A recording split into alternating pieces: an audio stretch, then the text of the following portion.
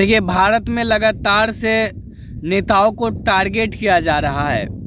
कभी अरविंद केजरीवाल निशाने पे आते हैं, कभी बिहार के डिप्टी सीएम जो तेजस्वी यादव है वो निशाने पे आते हैं, कभी झारखंड के मुख्यमंत्री हेमंत सोरेन है वो निशाने पे आते हैं, तो कभी राहुल गांधी निशाने पे आते हैं। इन सभी के बीच जो सियासी माहौल गर्म है उसके ऊपर में आज हम आपको कुछ जानकारी देना चाहते हैं। आपको पता होगा कि परसों तेजस्वी यादव को ईडी ने पूछताछ के लिए बुलाया था। 8 घंटे तक पूछताछ चली। उसके बाद हेमंत सोरेन का नंबर आता है और हेमंत सोरेन को पूछताछ के लिए बुलाया जाता है और उसे गिरफ्तार किया जाता है। तेजस्वी यादव से पूर्व उसके पिताजी जो बिहार के पूर्व मुख्यमंत्री लालू प्रसाद यादव को ईडी द्वारा पूछताछ के लिए बुलाया जाता है। 8 घंटे तक उससे भी पूछताछ की जाती है। लगातार से 50 सवाल किए जाते हैं। उसके बाद जो है इसे छोड़ दिया जाता है। फिर तेजस्वी यादव को बुलाया जाता है, लगातार से उससे भी पूछताछ की जाती है। उसके बाद उसे छोड़ दिया जाता है। मैं पूछना चाहता हूँ बिहार से और भारत सरकार से कि लगातार से नेताओं को टारगेट करना कहाँ तक सच है? क्या चुनाव के टाइम में ही सभी नेताओं को टारगेट करना और एक एक को गिरफ्तार करना और लोगों को परेशान करना, ये कहाँ तक सच है?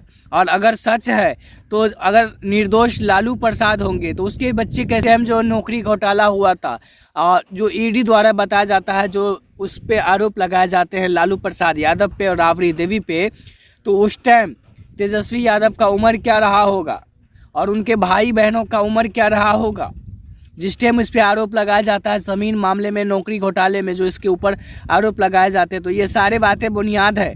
क्योंकि दोषी अगर हो सकते हैं तो लालू प्रसाद यादव हो सकते हैं, राबड़ी देवी दोषी हो सकते हैं, न कि उनके परिवार के बच्चे दोषी हो सकते हैं। उस टाइम उन सभी का उम्र कितना होगा? और उसके बाद लगातार से भारत में बड़े बड़े नेताओं को टारगेट किया जाता है, गठबंधन के नेताओं को टारगेट किया जाता है। टारगेट किस तरीके से किया जाता है? कभी अरविंद केजरीवाल को टारगेट किया जाता है तो उसको समन के लिए बुलाया जाता है। फिर अरविंद केजरीवाल को भी समन भेज दिया गया फिर उपस्थित होने के लिए। ये कहाँ तक सच है? और ये बात रही दिल्ली की। बिहार की बात रही लालू प्रसाद और तेजस्वी यादव की। कोलकाता की ममता बनर्जी का भी देख लीजिए, उसे भी नहीं छोड़ा गया, वो भी टारगेट पे रहा। कुछ दिन पहले जो है, कुछ मंथ पहले जो है, बीते वर्ष में राहुल गांधी के ऊपर में भी आरोप लगे थे और जो है उसके ऊपर जो है जो उसकी राजनीति पहल थी उसे ख़त्म कर दिया गया है, बाद में उसे बहाल कर दिया गया। और उसके बाद जो है कल रात में झारखंड के मुख्यमंत्री हेमंत सोरेन को गिरफ्तार किया जाता है। उसके भवन पर लगातार से छापेमारी किए जाते हैं और कई करोड़ की संपत्ति जब्त करने, लाख या करोड़ की संपत्ति जब्त करने की बातें सामने आते हैं और उस पर आरोप लगाए जाते हैं। लेकिन मैं पूछना चाहता हूँ, ईडी जो सक्रिय होते हैं तो चुनावी टाइम में आकर के ही क्यों सक्रिय होते हैं? गिरफ्तार करना है तो चुनाव से पहले गिरफ्तार कर लेते हैं। चुनाव का टाइम नज़दीक है। 16-17 फरवरी के आसपास में, 20 फरवरी के आसपास में आचार संहिता लागू होने वाली है। उससे पहले बड़े बड़े नेता को टारगेट किया जाता है, गठबंधन के नेताओं को टारगेट किया जाता है।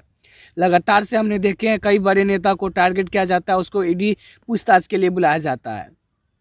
8 बार दिल्ली के मुख्यमंत्री अरविंद केजरीवाल को ईडी जो है समन भेज चुकी है और 8 बार उससे पूछताछ किया जा चुका है। कोलकाता के मुख्यमंत्री ममता बनर्जी को भी ईडी जो है पूछताछ के लिए समन भेज दिए थे। उसके बाद बिहार के पूर्व मुख्यमंत्री लालू प्रसाद यादव को भी पूछताछ के लिए समन भेजे थे। उसके बाद नंबर आता है बिहार के पूर्व डिप्टी सीएम तेजस्वी यादव का, उससे भी 8 घंटे तक पूछताछ किए जाते हैं। उसके बाद नंबर आते हैं झारखंड के मुख्यमंत्री हेमंत सोरेन का, उसे पूछताछ के दौरान जो है गिरफ्तार किया जाता है। लेकिन कहीं ना कहीं झारखंड में जो है हेमंत सोरेन ने एक बहुत बड़ी जो है कामयाबी भी हासिल किए, कह सकते हैं कि उन्होंने ईडी के पूछताछ से पहले जो है अपने विधायकों की बैठक कराई थी और उस बैठक में जो निर्णय लिए थे कि हमें गिरफ्तार होने की फुल संभावनाएं हैं। अगर हम गिरफ्तार होते हैं तो सरकार जो है नई तरीके से सरकार की गठन की जाएगी, वो भी हमें पूछ कर सरकार की गठन की जाएगी और नए तरीके से एक चेहरा जो मुख्यमंत्री का चेहरा है वो भी सामने आया है। मैं आपको स्क्रीन पे दिखाने की कोशिश करते हैं और ये जो है हेमंत सोरेन के पार्टी के हैं।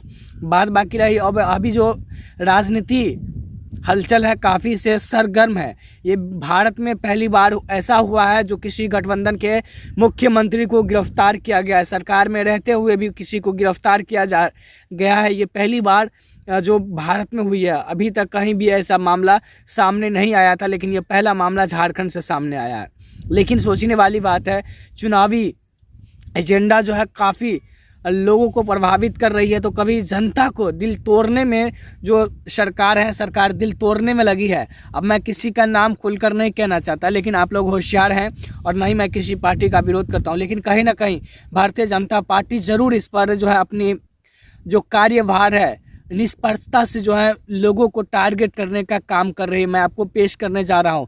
जैसे कि आप सभी को पता होगा कि आगामी वर्ष महागठबंधन जो इंडिया अलायंस के एक टीम गठित की गई थी और उसी टीम को तोड़ने में भारतीय जनता पार्टी कामयाब हो गई। लेकिन मैं फिर से बताना चाहूँगा कि एक बयान तेजस्वी यादव का आता है और एक राहुल गांधी का आता है और एक जदयू नेता का आता है। मैं आपको तीनों बयान दिखाने का प्रयास करता हूँ। आपको एक बड़ी खबर के साथ शुरुआत करने जा रहा हूं। आपको शायद ये गलत लगे, लेकिन मैं बिहार में फिर से एक नई सरकार बनने की कगार पर है। ये कहीं ना कहीं बिहार विधानसभा को तोड़ने की बात की जा रही है और हो सकता है कि ये फरवरी के 15 से 16 फरवरी के अंतराल पर ऐसा हो सकता है कि बिहार में फिर से एक नई सरकार की गठन होगी।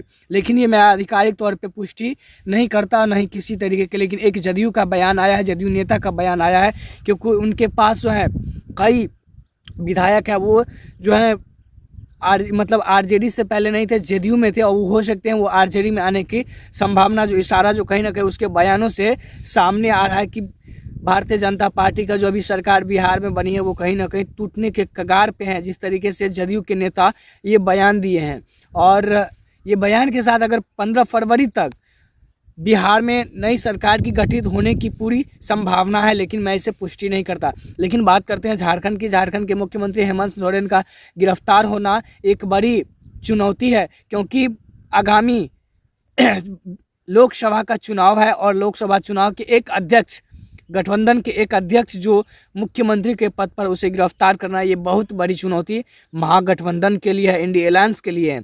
बने रहे अगला अपडेट के लिए। मैं आपको अगला अपडेट बहुत जल्द दिखाता हूं। तब तक ये वीडियो को देखिए जहां पर हेमंत सोरेन को गिरफ्तार किया गया है। जय हिंद, जय भारत।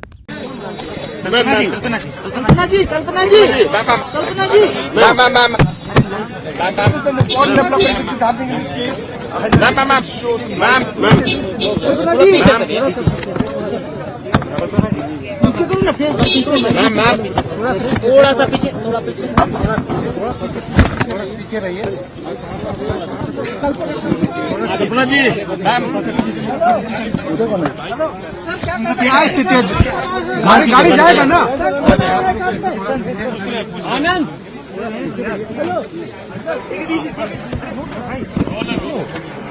नहीं बोलेंगे।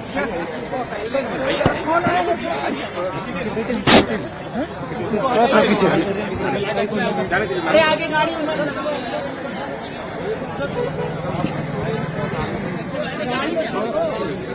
में आप देखेंगे कैमरा और कल्पना भाई इधर तब तक उसका बेटा दिनेश भैया हाँ उनका बेटा भी है। ठीक है ले लीजिए बस आ गई। करो ना, अरे यार हटो ना आप लोग।